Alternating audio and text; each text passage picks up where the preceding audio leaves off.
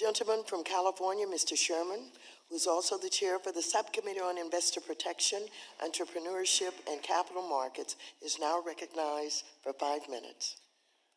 A couple of responses to what the ranking member had to say. Yeah, the stock market's way up.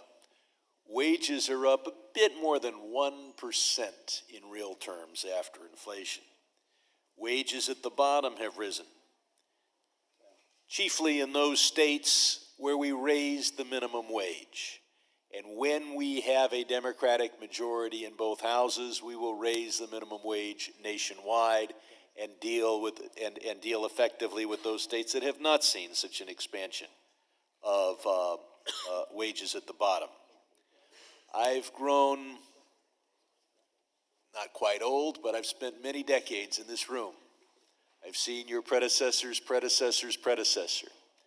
And every time they come in and the Republicans attack them for expansionary monetary policy, both traditional and newfangled, and now we have a new president, and all of a sudden they're pushing on the other side.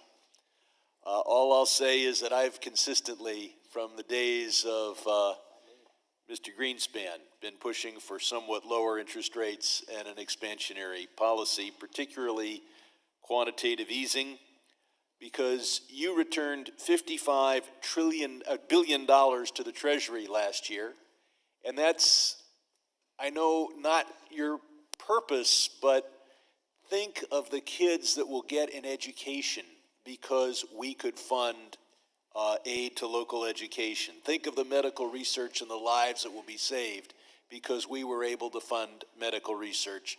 I don't think the $55 billion should be regarded as an irrelevancy or an embarrassment.